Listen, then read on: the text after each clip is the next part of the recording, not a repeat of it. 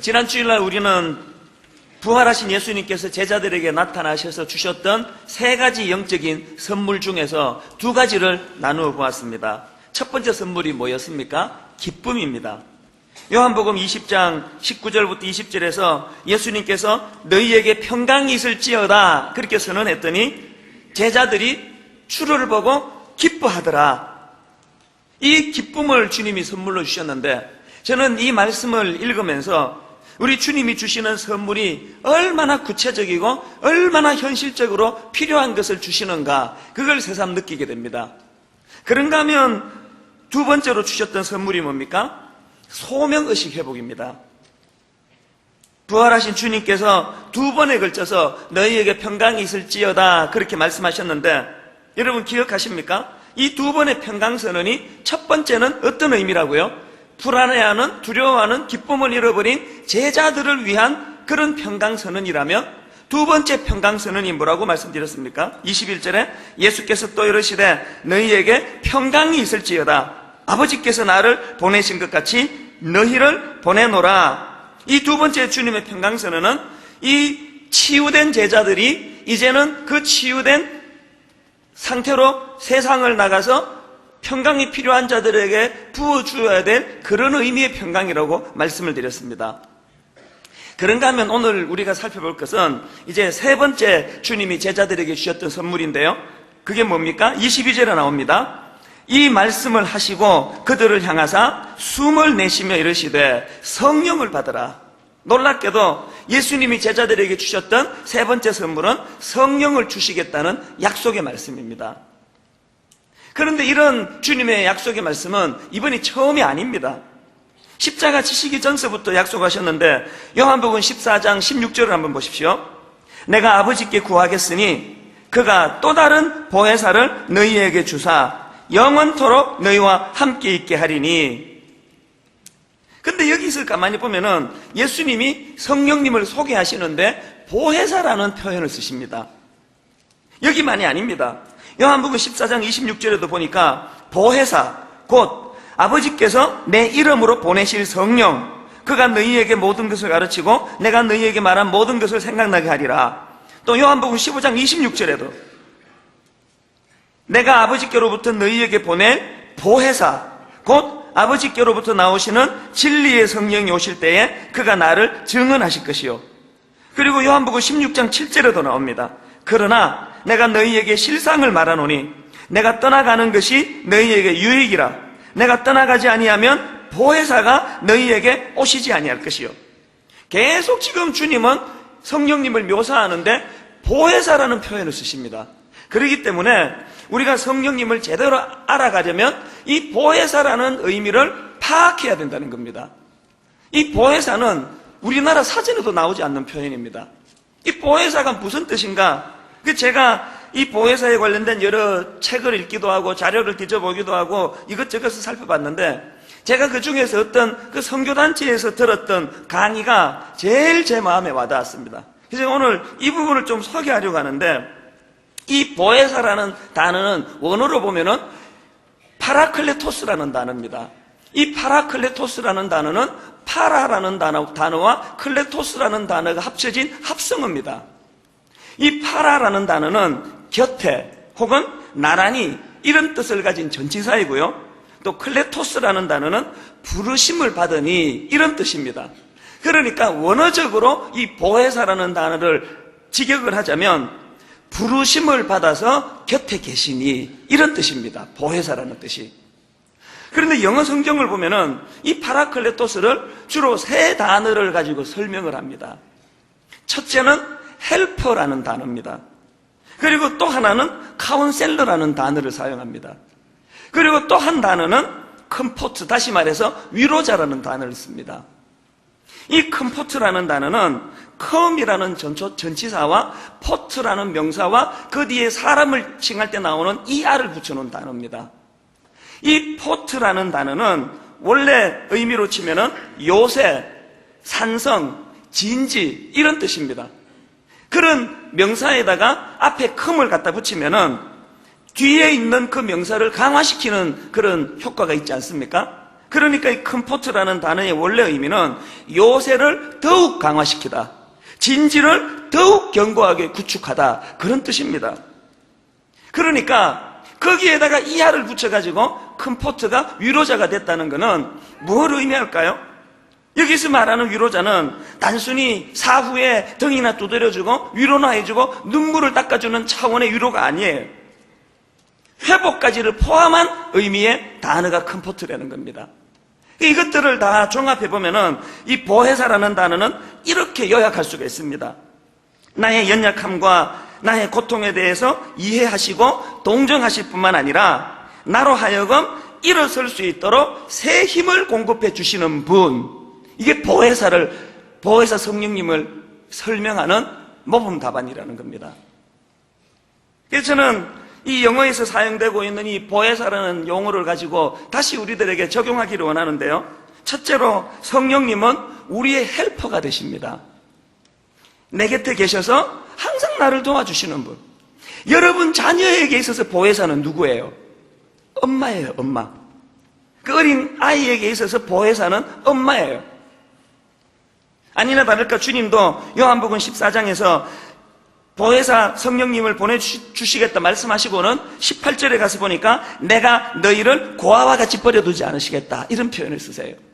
여기서 주님이 말씀하시는 고아의 특징이 뭡니까?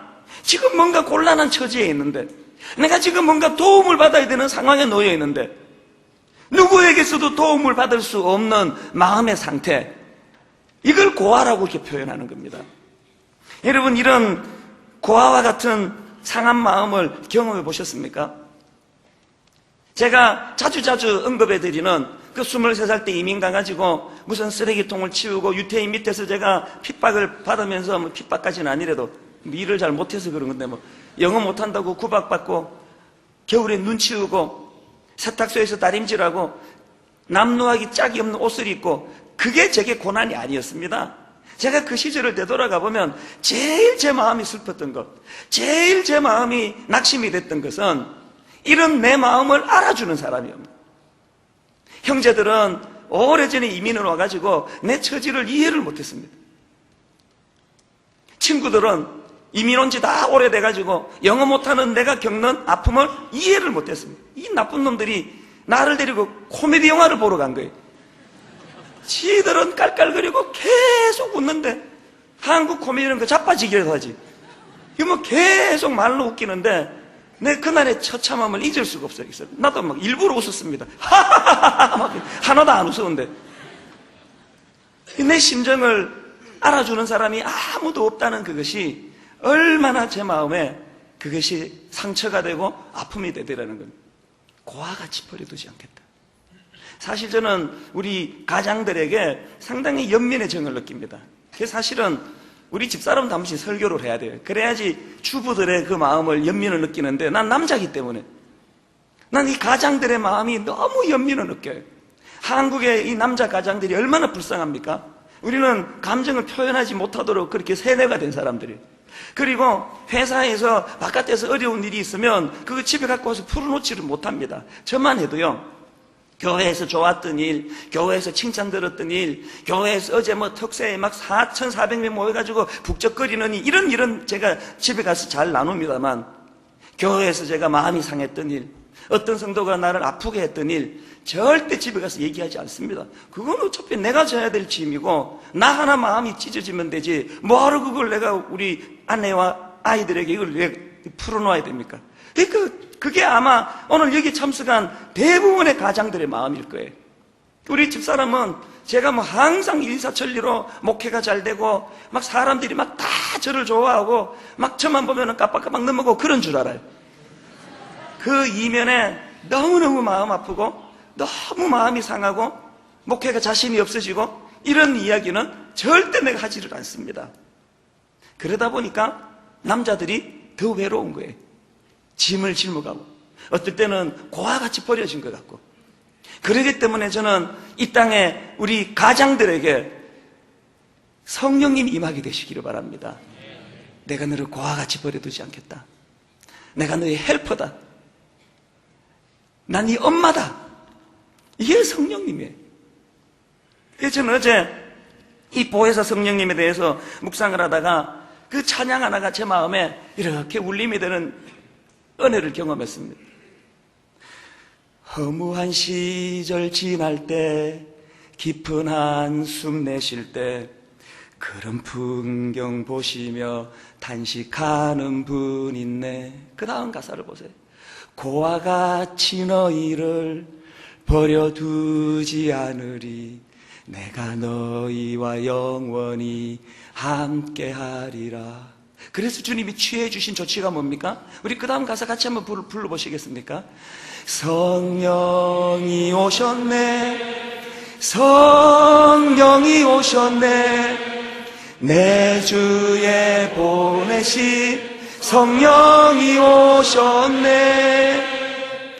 우리 인생 가운데 친히 찾아오셔서 그 나라 꿈꾸게 하. 성령이 오셨네, 성령이 오셨네, 성령이 오셨네, 내 주에 보내신 성령이 오셨네. 우리 인생 가운데 친히 찾아오셔서 그 나라 꿈꾸게 하시네. 마음이 허전하신 분, 나는 내 주변에 나 도와주는 사람이 아무도 없다, 고독하신 분, 오늘 이 자리에 앉아 계신 우리 모든 가장분들, 예수님이 선물로 주신 성령님을 누리시는 여러분 되시기 바랍니다. 복잡한 거 아니에요. 난 네 엄마다, 난 네 엄마다. 초등학교 2학년 때 학용품 잃어버리고 난감해할 때 달려와가지고 조치를 취해줬던 그 엄마, 내가 그 역할을 하고 있다. 이게 우리 성령님이세요. 그런가 하면 두 번째로 성령님은 우리의 카운셀러가 되어주세요. 제가 옥하는 목사님 밑에서 부교육조리에 있을 때의 기쁨을 여러 번 간증을 합니다만, 그때는 고민이 없었습니다. 문제만 있으면 들고 옥 목사님한테 쭈루루 달려가면 답이 나와요. 그리고 옥 목사님한테 갈 필요도 없는 게 너무 많았습니다. 선배 목사들이 워낙 기라성 같은 목사님들이 많으니까 그 선배님들에게 상의하면 다 답이 나와요. 담임 목사가 되고 나서 외로운 게 뭔지 아십니까? 이제는 내가 쳐다볼 언덕은 없고 다 저만 쳐다봐요. 문제 있으면 교역자들이 저한테 달려와요.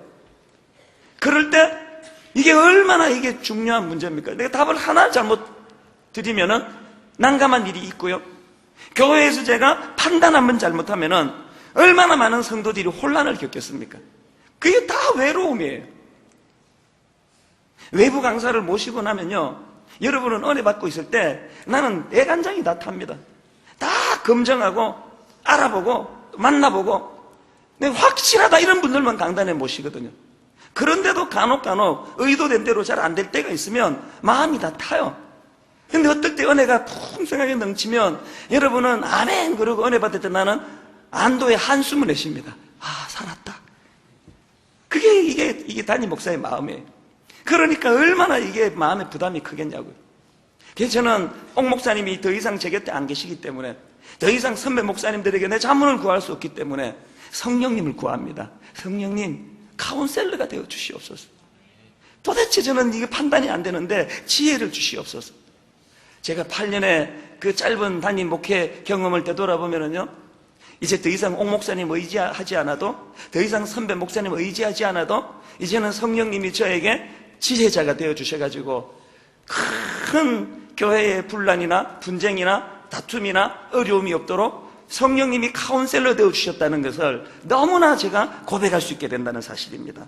여러분 가정에도 여러분이 어떻게 해보겠다고 발부둥치는 가장의 몸부림으로 유지되는 가정이 아니라 카운셀러 되시는 성령님의 지혜로 유지가 되는 가정이 되시기를 바랍니다.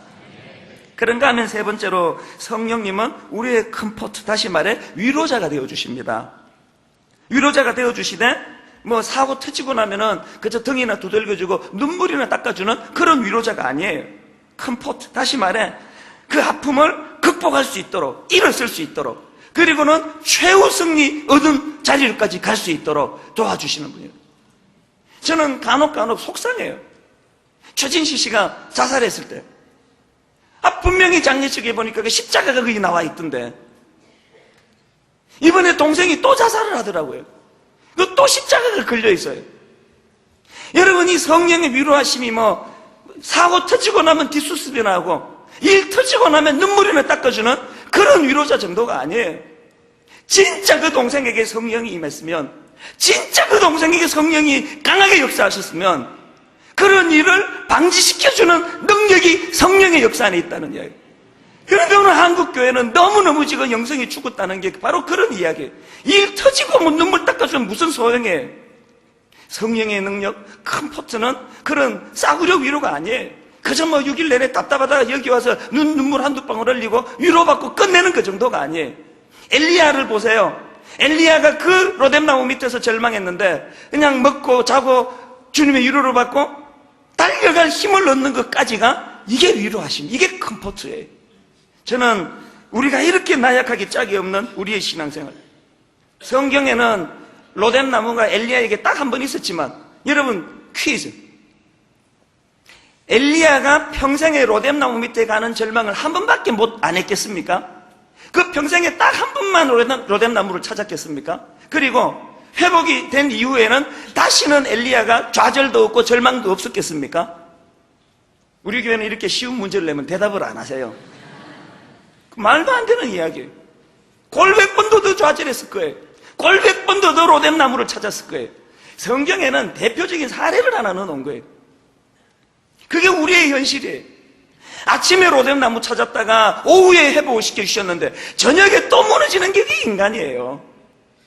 어제 위로를 받았는데 오늘 또 넘어지는 게 인간이에요. 그렇기 때문에 우리들 삶 속에서는 지속적으로 이런 헬퍼 되시는 성령님, 또 카운셀러 되시는 성령님, 그리고 위로자가 되어주시는 컴포터의 성령님, 이 성령님과 지속적인 터치와 깊은 교제가 필요하다는 겁니다.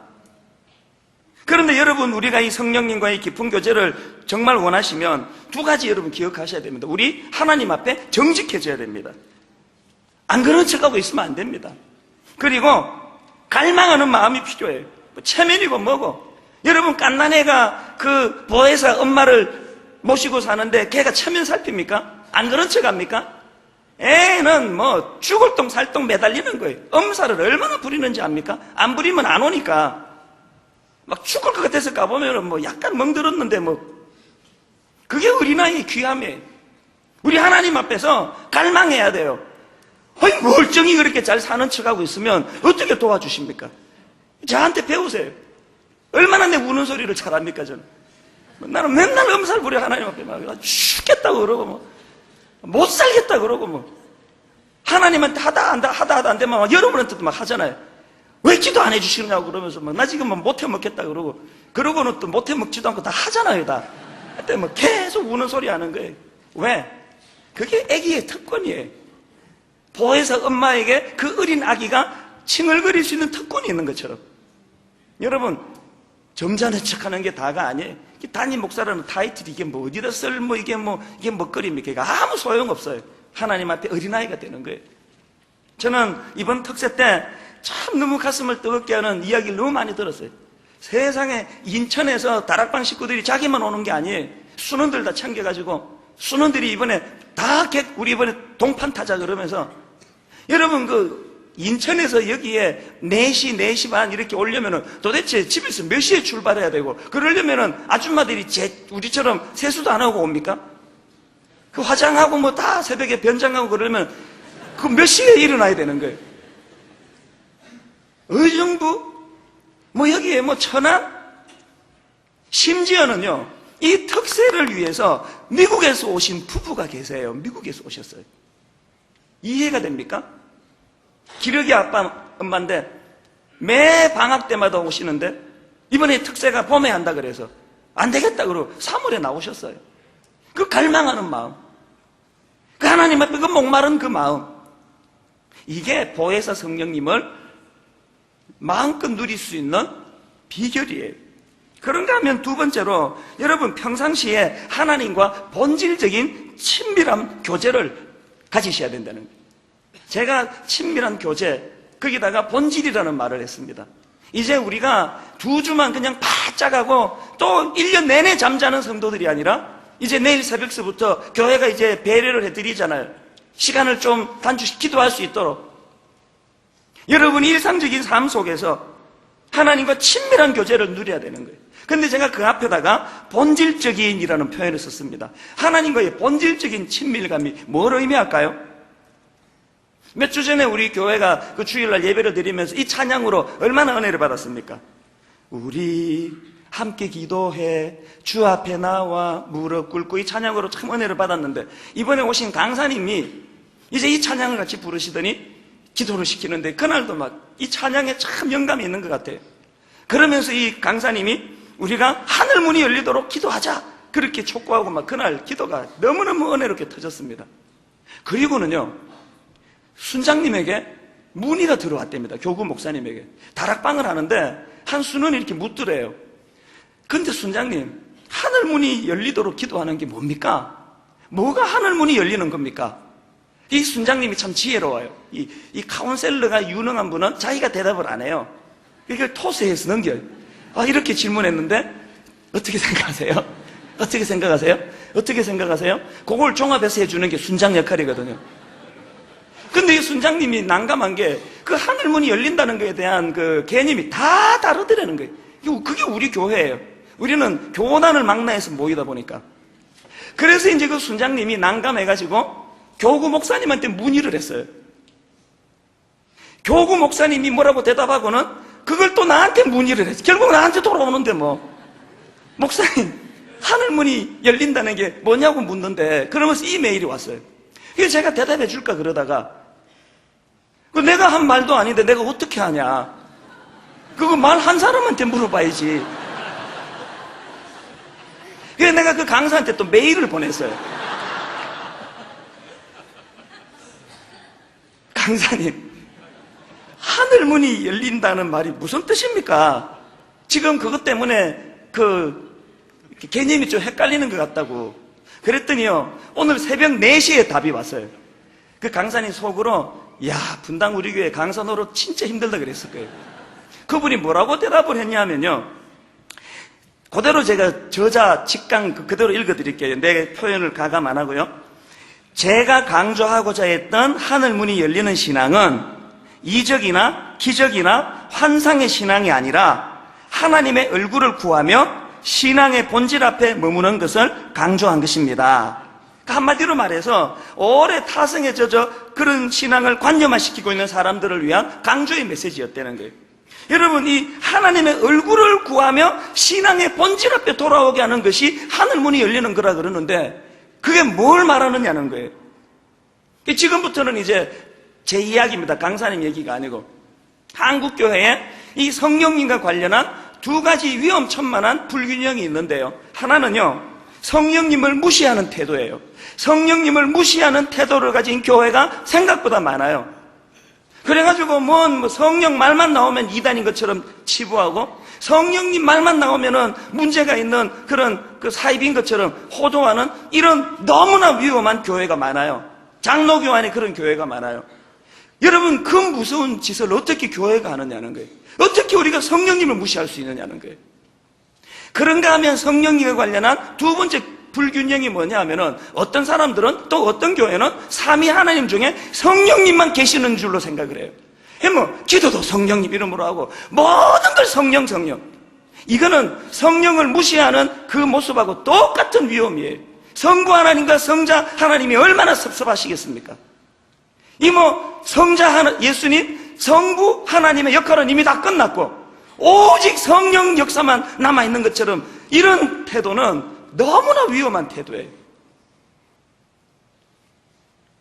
이따가 제가 이 부분에 대해서 다시 언급을 하겠습니다만, 우리는 성령 하나님을 무시해서도 안 됩니다. 그런가 하면 삼위 하나님 중에 성령님만 계시는 것처럼 이렇게 호도하는 것도 옳지가 않습니다. 분당 우리 교회는 삼위 하나님을 균형 있게 섬기는 교회이기를 바랍니다. 제가 이런 설교를 몇 번 하고 나니까 어떤 사람들은 이찬수 목사님은 성령님을 강조를 안 한다. 그런 오해는 정말 이건 너무나 억울한 이야기예요. 그렇지 않습니다. 어떻게 성령님을 강조 안 합니까? 제가 어떻게 하나님을 만나게 되고 제가 어떻게 성령 연사를 경험했는데 내가 성령님을 무시하겠냐고요. 이거 균형의 문제예요.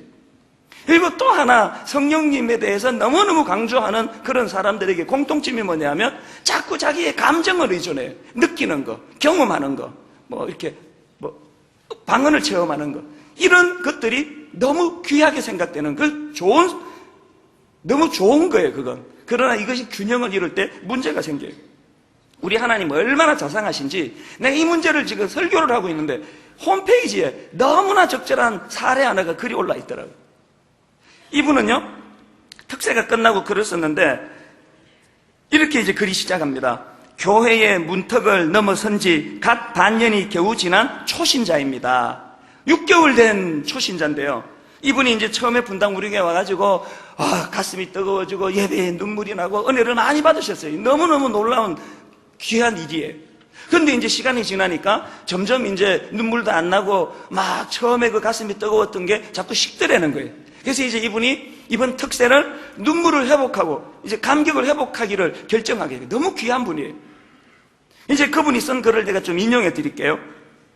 답답하고 꽉 막힌 가슴을 뚫어보려고 이틀이 지나고 3일, 4일 새벽 기도를 드렸습니다. 하지만 하루하루 지나면서 가슴이 뻥 뚫리기는커녕 점점 답답해져 가는 것을 느끼면서 저 혼자 괴로워하였습니다. 내일은 뚫리겠지 하면서 하루하루 시간이 흘렀습니다. 어제 금요일 시간이 얼마 남지 않았다는 초조함을 가지고 예배를 드렸습니다. 시간이 얼마 없다는 초조함으로 오늘은 내 기도의 문을 열어보겠다 작심하고 열심히 기도를 드려보았지만 기도의 문이 열리기는커녕 더 답답해져가는 가슴을 느끼면서 그 다음 보세요. 주님을 원망하기도 했습니다. 근데 이분이 그 글을 쓴 이유는 다행히도요, 토요일 날 이제 은혜를 받은 거예요. 그 다음 이제 그 글을 들어보세요. 근데 오늘 기적이 일어났습니다. 기도를 드리는데 눈물이 나고 찬양을 부르면서 가슴이 뜨거워지고 예배의 감격이, 기도의 감격이 제 가슴에 뜨겁게 느껴지는 시간이었습니다. 저는 이 글을 읽으면서 이분 정말 제가 가서 껴안아주고 싶어요. 남자분이라면. 세상에 6개월 된 사람이 이렇게 은혜를 갈망하고 이렇게 목말라하고 애쓰는 게 이게 우리 기존 신자들에게 얼마나 이게 도전이 되는 이야기예요. 그러면서 내가 이분을 불러서 제가 좀 도와드리고 싶은 게 뭐냐 하면은, 제가 여러분 교회를 목회를 하면서 이런 분에게 자꾸 감정을 부추기고 5일까지 예배 드린 건 그건 다 엉터리고 토요일에 제대로 은혜 받았다고 이렇게 몰고 가면은 그건 너무나 잘못된 거라는 거예요. 내가 이분에게 드리고 싶은 게 뭐냐 하면, 당신이 가슴이 답답해 죽을 것 같은 월요일에도 하나님이 영광을 받으셨고 화요일에도 하나님이 영광을 받으셨고 가슴이 터질 것 같은 수요일에도 영광을 받으셨다는 거예요. 상한 심령을 주님이 받으셨다는 거예요. 내 가슴이 뜨거워지고 눈물이 나야만 은혜가 되는 게 아니고 어떻게 하면 주님을 더 사랑할 수 있을까를 갈망하는 그게 예배라는 거예요.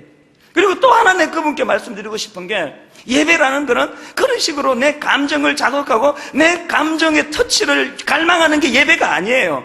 여기가 콘서트도 아니고 연극도 아니고 강연도 아니에요. 예배의 중심은 하나님이 영광을 받으시는 거예요. 그분이 가슴이 찢어지면서 5일 동안 기도했던 그것은 하나님이 너무나 기뻐 받으셨던 예배라고 저는 생각합니다. 이런 걸 자꾸 내 감정을 의존하고 오늘 내가 뭔가 마음이 움직여지고 가슴이 뜨거워지면 오늘 예배가 풍성하고, 그렇지 않은 날은 맹숭맹숭한 날은 공치는 날이고, 이런 모든 것들이 너무나 위험한 생각이에요. 우리 성령님은 인격자이시기 때문에 이미 그 6개월 된 초신자의 그 갈망하는 마음을 첫날서부터 다 받고 영광을 누리신 줄로 믿습니다. 여러분, 우리의 신앙생활이 자꾸 이런 어떤 감정적인 거, 체험, 방언에 대해서 제가 핍박하는 거 아닙니다. 얼마나 갈망했으면 방언을 주시겠냐고요. 방언 기도 안 하는 걸 당연한 걸로 생각하라는 위안을 주는 게 아닙니다. 그건 너무 귀한 거예요. 은사를 사모하는 거 너무 귀한 거예요. 그런데 제가 시종일관 강조하는 건 그런 하나님의 그 성령님의 선물, 성령 충만의 결과물, 이것보다 소중한 것은 그분과 나와의 인격적인 관계예요. 내 마음이 뜨겁든 내 마음이 냉랭하든, 이제 내일부터 새벽 기도를 드리는데 한 10년 만에 처음 나와가지고 내일 이제 5시 20분에 와서 아무 일도 없네. 그렇게 하고 자야 되겠다. 그건 너무나 잘못된 거예요. 하나님 앞에 그 새벽에 주의 전으로 달려오는 행위, 이것 자체가 하나님이 이미 받으신 거예요. 그래서 여러분, 주차가 영성이라니까. 예배 다 마치고 나갈 때 그게 영성이에요. 여러분, 남을 배려하기 위해서 차 안 가지고 오고 버스 정류장에서 30분이나 기다리면서 추워 죽겠는데 왜 이렇게 차가 안 오는 거야? 그게 예배라니까요. 이미 그때 하나님 영광을 받으신다니까요. 우리의 중심 안에서요, 이 하나님과의 깊은 친밀감, 이 균형이 왜 필요한가 하면요, 여러분 요한복음 14장 16절을 가만히 한번 들여다보세요. 이게 진짜 가만히 들여 중요한 포인트예요. 자, 한번 보세요. 14장 16절에 예수님이 보혜사 성령님에 대해 언급하시면서 이렇게 말씀하십니다. 내가 아버지께 구하겠으니, 그 다음 보세요. 그가 보혜사를 주시는데 어떤 보혜사? 또 다른 보혜사를 너희에게 주사 영원토록 너희와 함께하리라. 자, 지금 예수님께서 성령님을 주시겠다 약속하시면서 뭐라고요? 또 다른 보혜사를 주신대요. 무슨 뜻이에요? 이미 보혜사가 계시되는 거예요. 이미 기존에 보혜사가 계시는데 또 다른 보혜사를 보내주신데 그분이 성령이래요. 그러면 이 또 다른 보혜사가 누구예요? 이 너무 어려우면 안 되는데 이거. 여러분, 누구예요? 예수님이에요. 예수님. 이미 보혜사 되시는 예수님께서 제자들과 함께 하셨어요. 그들의 마음을 만져주셨어요. 그들의 눈물을 닦아주셨어요. 그들에게 어머니 역할을 하셨어요. 이미 보혜사가 계시고 그 보혜사께서 또 다른 보혜사를 보내주신 분이 성령님이에요. 그러니까 우리가 맨날 성령 입만 떼면 성령, 잠에서도 성령, 눈 감으면 성령 하는 거 옳은 게 아니에요. 성령님을 그만큼 부르시는 것과 똑같이 예수님을 같이 부르시셔야 돼요. 그리고 그 예수님 우리에게 보내주셨던 성부 하나님을 똑같은 마음으로 경배해야 되는 거예요. 삼위 하나님 중에 어느 쪽으로도 치우치시는 것은 너무나 위험한 이야기입니다. 나 5부까지 하기 때문에 소리 이렇게 안 지르기로 결심을 하고 나왔는데 이게 정말 안 되잖아요. 이거 얼마나 답답하면은. 여러분, 저는요, 부활하신 예수님께서 부활하시자마자 청와대에 나타나신 것도 아니고 백악관에 나타나신 것도 아니고 한국에서 있는 세계에서 제일 큰 교회에 임하신 것도 아니고 예수님이 부활하시자마자 대한민국에서 제일 유명한 목사님에게 임하신 것도 아니고 누구에게 임했습니까? 초라하기 짝이 없는 막달라 마리아. 좌절하고 실패하고 마음은 찢어지고 사연도 많고 눈물도 많고 소망을 잃어버린 이름 없는 그 여자, 웅크리고 우는데 누구 하나 눈길을 주지 않는 보잘것없는 그 막달라 마리아에게 주님이 임하셨어요. 여자야, 울지 마라. 그리고 그 다음에 누구에게 임했습니까? 현실적인 두려움 앞에 문을 걸어 잠그고 부들부들 떨고 있는 제자들 책망하지 아니하시고 보혜사 예수님이 임하셨어요. 그리고 베드로, 세상에 예수님이 나 같은 인간이었으면 십자가에서 제일 내가 부활하자마자 갈굴 놈이 저 베드로라 그랬을 거예요. 내가 그냥 부활하자마자 가서 그냥 이 자식을 그냥 3번씩이나 세 번째는 막 욕하면서 부인했어요. 욕하면서. 그런데 예수님이 부활하시자마자 베드로 자기도 염치가 있는지 더 이상 들고 다니는 낯짝이 없어가지고 옛날로 돌아갔잖아요. 초라하게 갈릴리 바다로 가서 풀이 죽어 있는 그 베드로에게 임하셔서 네가 나를 사랑하느냐? 3번. 왜 3번 확인했을까요? 왜 숯불을 피워놓고 왜 분위기를 그 십자가 지던 현장하고 비슷하게 연출했을까요? 베드로 내면의 상처를 치유해 주시기 위한 주님의 배려예요. 이분이 보혜사예요. 주님이 약속하셨잖아요. 내가 다시 너희를 고아와 같이 버려두지 아니하고 다시 너희에게로 오리라. 오늘 그 보혜사 예수님이 우리와 함께 계셔요. 마지막으로 여러분, 간과하지 말 한마디 내가 더 덧붙이고 싶습니다. 지금 본문에 나오는 이 예수님의 선물 성령님은 전부 우리 사명과 관계되는 내용이더라는 겁니다.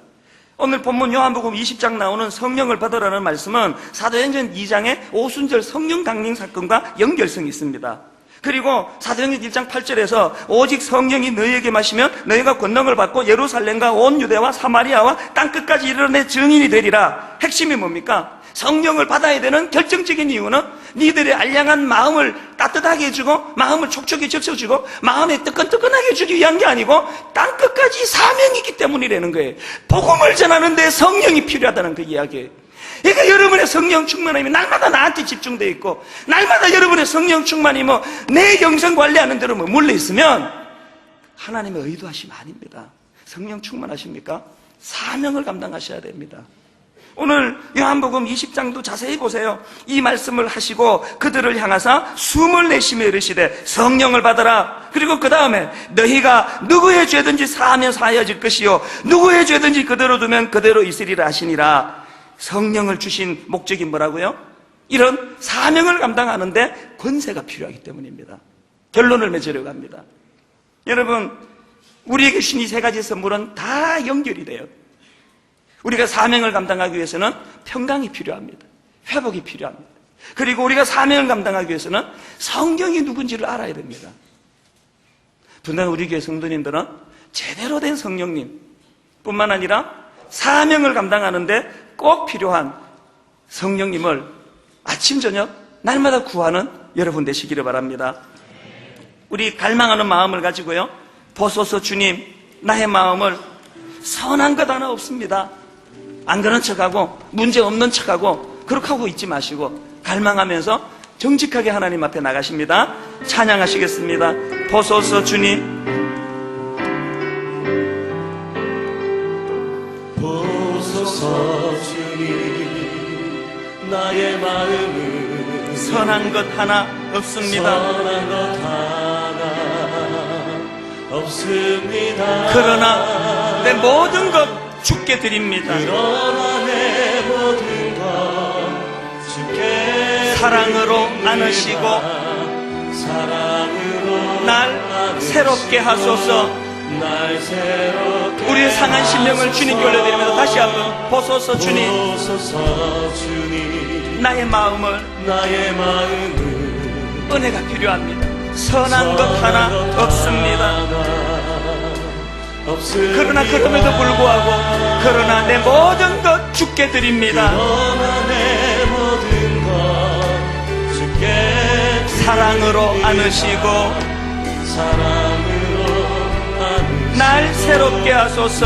새롭게 하소서. 성령님, 주님 마음 내게 주소서. 주님 마음 내게 주소서. 내 아버지, 내 아버지 주님 마음 내게 주소서. 마음 내게 주소서. 나를 향하신 주님의 뜻이 이루어지도록 성령님, 주님 마음 내게 주소서. 여러분, 갈망이 필요합니다. 주님 마음 내게 주소서. 주님 마음 내게 주소서. 내 아버지, 주님 마음 내게 주소서. 내게 주소서. 나를 향하신 주님의 뜻이 이루어지도록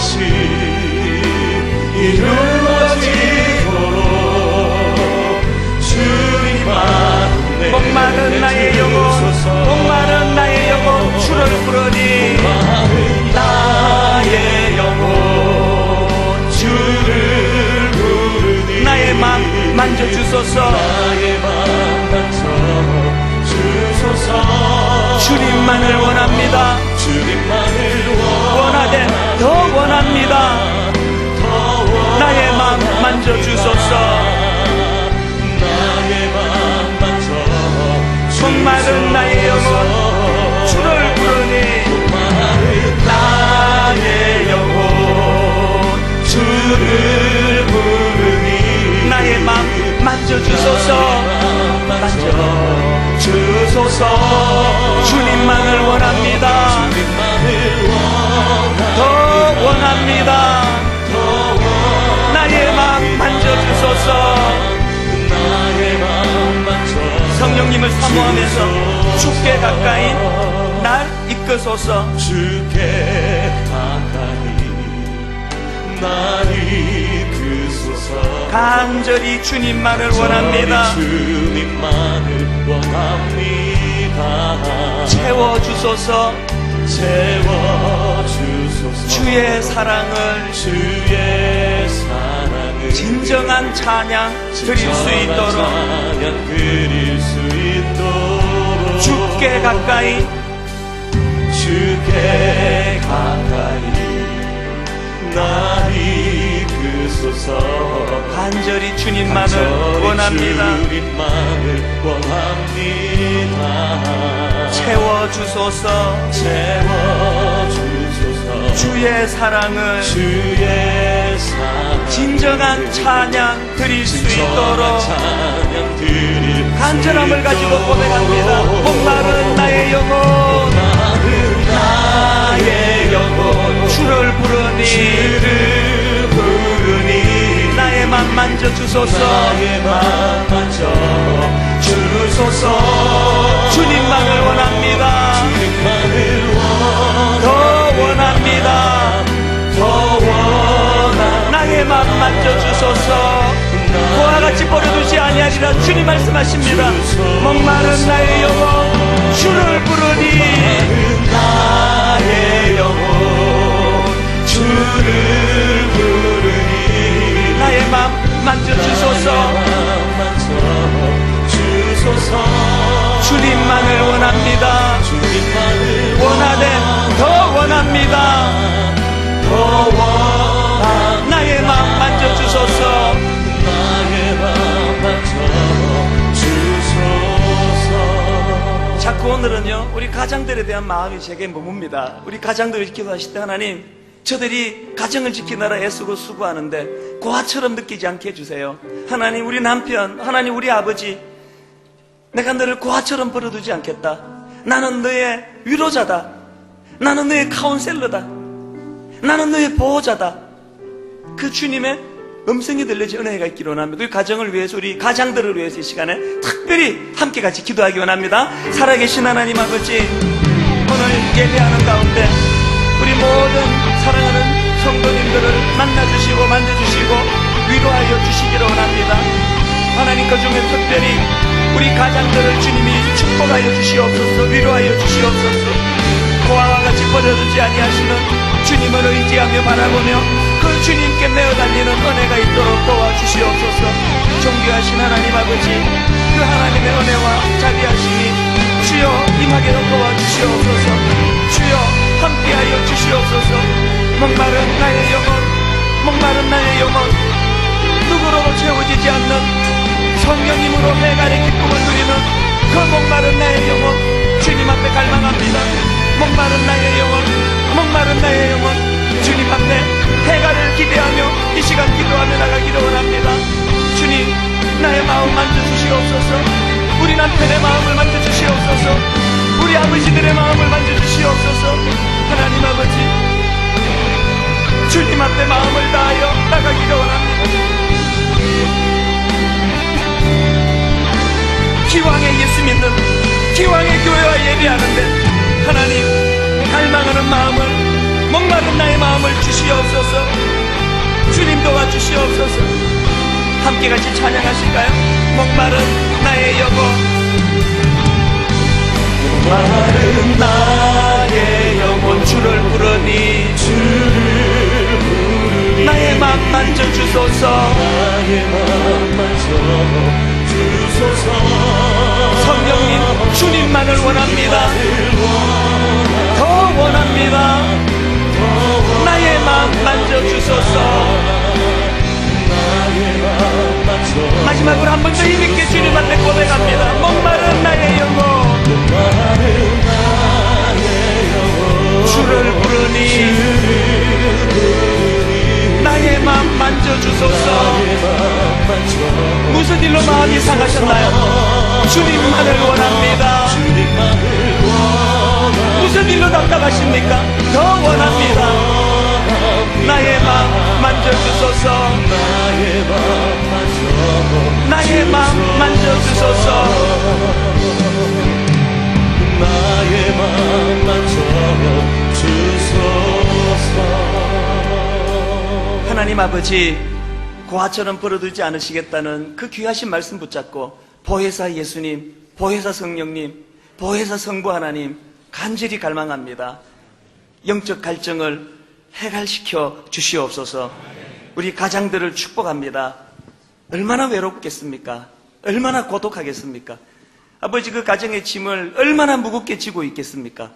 혼자 끙끙거리지 않도록 도와주시고 보혜사 성령님 앞에 내려놓는 은혜를 주시옵소서. 예수님 이름으로 기도드립니다. 아멘. 우리 일어나셔서 찬송가 183장 1절만 부르시고 예배를 마무리하시겠습니다. 빙글의 마른 불같이 시르는 나의 영혼 주님이 약속한 성령, 주님이 약속한 성령 간절히 기다리네. 간절히 기다리네. 가물어의 마른 땅에 단비를 내리시듯 성령의 단비를 부어 성령의 단비를